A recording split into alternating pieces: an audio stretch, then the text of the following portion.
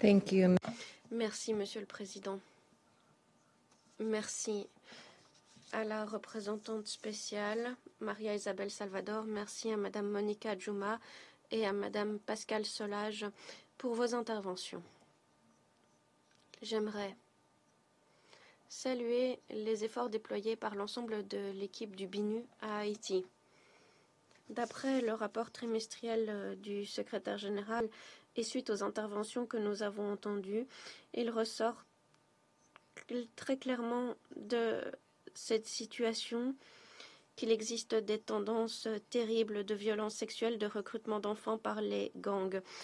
Haïti est confronté à bien des difficultés en matière de sécurité et de gouvernance. Nous faisons part de nos condoléances aux citoyens d'Haïti pour les pertes subies et aux citoyens au gouvernement du Kenya suite au décès d'agents de police de la force multinationale.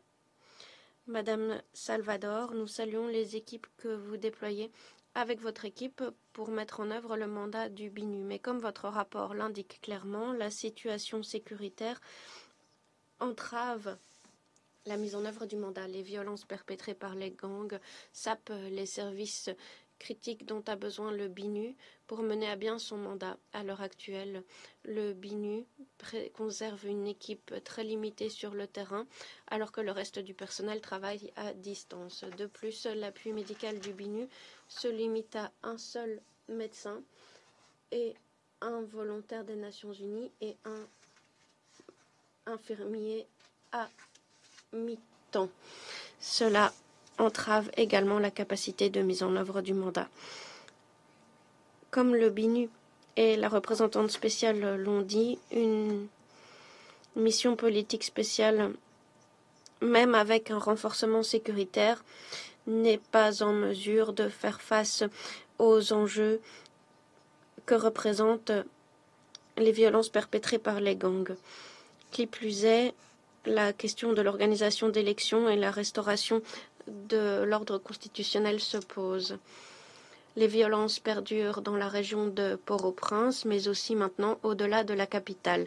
Les États-Unis appuient la déclaration de la CARICOM condamnant toute mesure visant à déstabiliser les institutions de Haïti. Nous continuons d'appuyer les efforts déployés par la mission de force multinationale avec à sa tête le Kenya pour lutter contre les gangs. La corruption est encore un problème central. Nous condamnons les auteurs de ces actes ou encore les actes de coopération avec les gangs.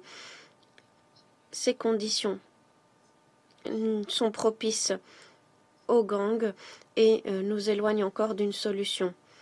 Nous attendons les recommandations du groupe d'experts sur Haïti quant à l'adoption de sanctions. Le gel d'avoirs, l'interdiction de voyage pour les responsables de gangs, entre autres, sont des outils à notre disposition pour promouvoir la reddition de comptes pour les fauteurs de troubles. Nous devons appuyer les efforts de lutte contre la corruption et garantir la reddition de comptes. C'est indispensable pour mettre fin aux violences. Enfin, nous sommes conscients de la gravité de la situation sécuritaire. Nous devons donc nous pencher sur la question des efforts de stabilisation à long terme, tant pour ce qui est des efforts du BINU que de la force multinationale. Nous allons continuer à coopérer étroitement avec le BINU, le gouvernement haïtien, la force multinationale, l'OEA et la communauté internationale pour continuer à aller de l'avant. À cette fin, nous encourageons les bailleurs de fonds internationaux à contribuer à ces efforts.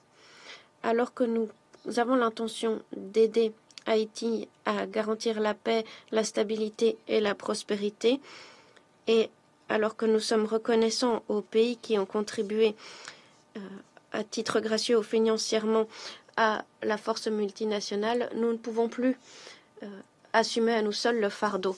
Merci. Et je donne la parole à Monsieur le représentant du Panama. Merci beaucoup, Monsieur le Président. Excellences, nous remercions la représentante spéciale du secrétaire général pour Haïti et chef du Bureau intégré des Nations Unies en Haïti, Maria Isabel Salvador, pour les informations détaillées qu'elle a partagées avec nous quant à la situation dans laquelle se trouve Haïti, pays frère. Nous souhaitons la bienvenue à son Excellence M. Jean-Victor Harvel Jean-Baptiste, ministre des Affaires étrangères d'Haïti. Nous saluons la présence du représentant permanent d'Haïti. Nous souhaitons également la bienvenue à son Excellence M. Roberto Alvarez Gil, ministre des Affaires étrangères de la République dominicaine, à Mme Monica Djouma, conseillère du président du Kenya en matière de sécurité nationale, et à Mme Pascale Solage, cofondatrice et coordonnatrice générale de Neges Marron, qui nous font l'honneur de leur présence aujourd'hui. Nous présentons nos plus sincères condoléances aux familles des plus de 2660 victimes d'homicides qui ont perdu la vie pendant la période à l'examen.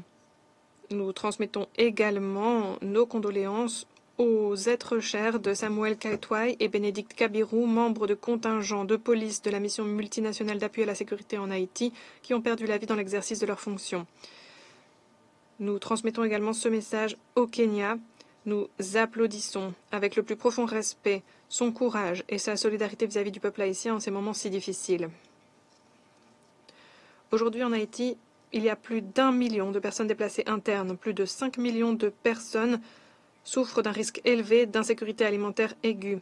39% des installations médicales sont fermées.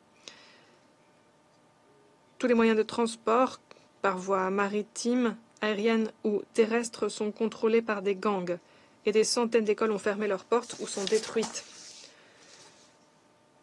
Les rapports qui font état de cette insécurité croissante en Haïti et les bilans alarmants ne doivent en aucune circonstance nous pousser à normaliser cette tragédie, à normaliser la situation dans laquelle se trouve le peuple haïtien. Nous parlons là de millions d'enfants, d'adolescents, de jeunes, de femmes, d'hommes, de personnes âgées qui se sont vus dérober le droit à vivre dans la paix et dans la dignité. En effet, comment vivre lorsque chaque seconde on tremble pour sa survie? Comment organiser sa vie quotidienne dans une ville assiégée par des gangs de criminels? Les chiffres à eux seuls ne permettent pas de donner une idée complète du degré de violence de la population que connaît la population à Port-au-Prince.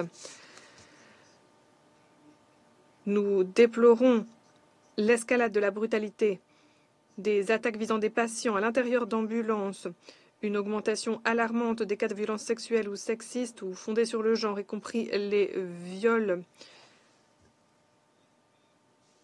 en bande contre des femmes et des filles, comme le décrit en détail le plus récent rapport du secrétaire général.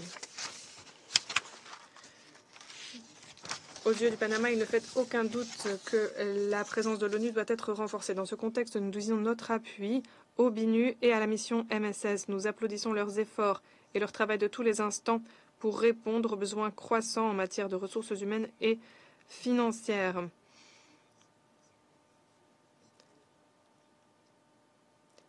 C'est là un élément crucial si l'on veut pouvoir parler d'un avenir fait de paix, de sécurité et de progrès pour le peuple haïtien. Les recommandations présentées par le secrétaire général voilà 2 mois aux membres du Conseil sont un bon point de départ pour avancer dans la bonne direction et pour passer des engagements en mesures concrètes sur le terrain, en mesures adaptées à la réalité haïtienne et à la région de l'Amérique latine et des Caraïbes. Il nous semble notamment prioritaire pour le BINU d'incorporer une unité spécialisée qui prêterait main forte aux autorités haïtiennes pour faire appliquer l'embargo sur les armes. Cet effort doit s'accompagner du renforcement des processus et des mécanismes nationaux de mise en œuvre et de respect des sanctions de la part de tous les États membres. Dans le même esprit, nous disons notre plus vive préoccupation face à l'augmentation du nombre d'enfants et d'adolescents qui sont maintenant recrutés par les gangs. Il est urgent de donner à la BINU des ressources et des mandats pour mener à bien des programmes de désarmement et de réintégration en toute sécurité, accordant la priorité à ces groupes vulnérables. En outre, il nous semble très important de souligner que tout renforcement des capacités de la mission MSS ou de la police nationale haïtienne doit se faire en tenant compte des retombées pour la population civile. Toute mesure en matière de sécurité doit à tout prix éviter une aggravation de la crise humanitaire. Si nous voulons véritablement améliorer la sécurité, il faut beaucoup plus que renforcer la présence des forces de sécurité dans la rue. Il faut aussi renforcer les institutions et il faut mettre en place une volonté politique claire. À cet égard, nous appelons le Conseil présidentiel de transition à affirmer une fois de plus sa détermination à piloter ce processus avec sens des responsabilités. Monsieur le Président, voilà près de 220 ans, Haïti est devenu un exemple pour le monde entier en devenant le premier pays à abolir l'esclavage sur son territoire. Cette décision courageuse et digne a non seulement représenté un jalon dans l'histoire des droits de la personne, mais a aussi été une source d'inspiration pour toute notre région, y compris pour mon pays, nous poussant à suivre le même chemin, le chemin de la lutte pour l'indépendance et la lutte pour la revendication des droits des personnes d'ascendance africaine en Amérique latine et dans les Caraïbes. Cet esprit, l'esprit de la lutte pour la liberté et la justice, continue de vivre, de fleurir au sein de la société civile haïtienne et dans toute la population.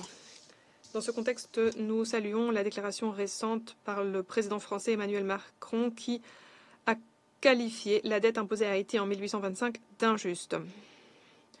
Nous devons aujourd'hui dire avec fermeté au peuple haïtien qu'il n'est pas seul, que nous sommes en train d'étudier toutes les options à disposition pour apporter des solutions à cette crise. Des solutions qui doivent être pilotées par les Haïtiens eux-mêmes et avec un accompagnement du Conseil de sécurité et de la communauté internationale. Haïti, en effet, mérite de vivre des jours meilleurs. Pour cela, elle a besoin de tout notre appui. Merci beaucoup. Représentant de Panama pour sa déclaration, et je passe la parole à Monsieur le représentant permanent de la Fédération de Russie.